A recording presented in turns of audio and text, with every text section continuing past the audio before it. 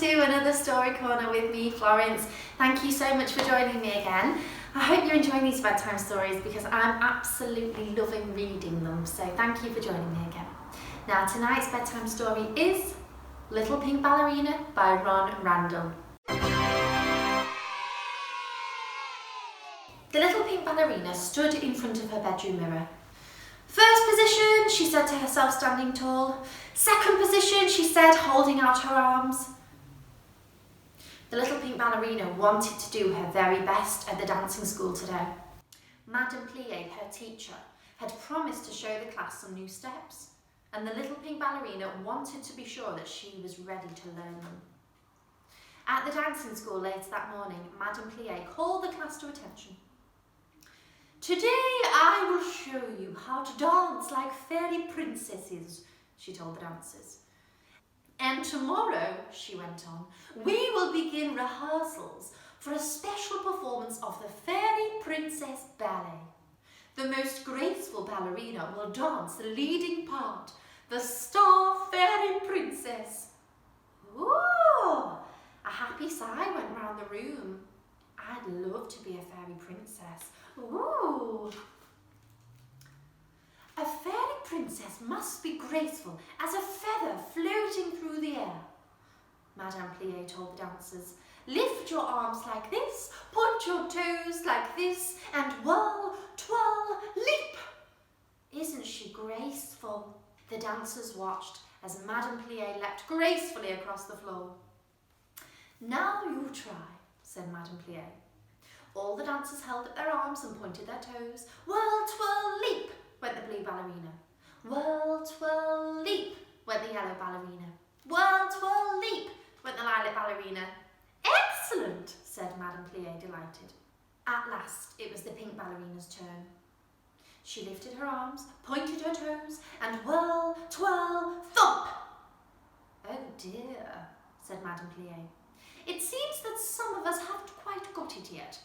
You will have to practice very hard for tomorrow's rehearsal. Remember, dancers, graceful as a feather floating through the air. At home that afternoon, the pink ballerina practiced in her room. Whirl, twirl, leap, she said as she lifted her arms and pointed her toes. I'm sure I can do it. She started across the room. Whirl, twirl, thump. Oh dear, said the pink ballerina. Maybe I should practice in the garden. I'll have more space there. In the garden, the birds in the cherry tree watched as the pink ballerina lifted her arms and pointed her toes. Whirl, twirl, oh dear, oops, thump. Oh dear, sighed the little pink ballerina.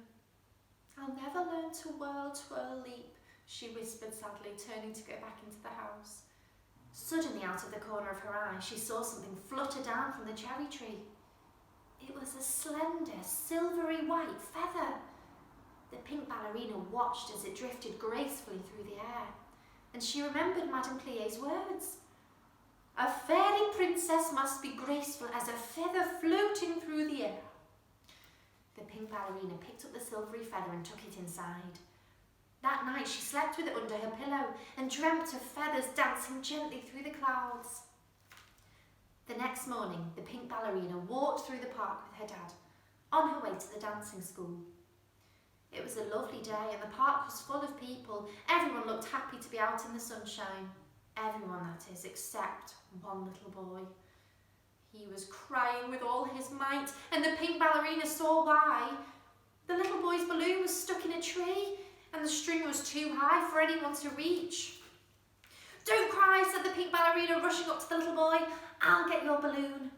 As the crowd gathered, the pink ballerina closed her eyes and thought of the silvery white feather floating through the air.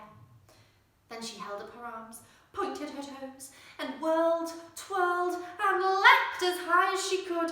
She leapt so high that she was able to grab the balloon string and bring the balloon safely down to the little boy. Everyone cheered, and the little boy gave the pink ballerina a big thank you hug. She's got it! Hooray! I knew I could do it, the pink ballerina thought to herself. At the dancing school later that morning, all the dancers were ready for the rehearsal. Whirl, twirl, leap, went the blue ballerina. Whirl, twirl, leap, went the yellow ballerina. Whirl, twirl, leap, went the lilac ballerina. Then it was the pink ballerina's turn. As Madame Plie and all the dancers held their breath, the pink ballerina closed her eyes. She thought of the silvery feather and of that morning in the park. Then she lifted her arms, pointed her toes, and whirled, twirled, and leapt the highest, most graceful leap Madame Plie had ever seen. "Splendid!" cried Madame Plie. "I think we have found our star fairy princess." All the other dancers had to agree that even though they had whirled, twirled, and leapt their very best, the pink ballerina had given the best performance of all. She would be the best star fairy princess ever, and she was. The end. I hope you enjoyed that bedtime story, but now it is time for bed, so I will see you again very soon. But for now, sleep tight. Bye.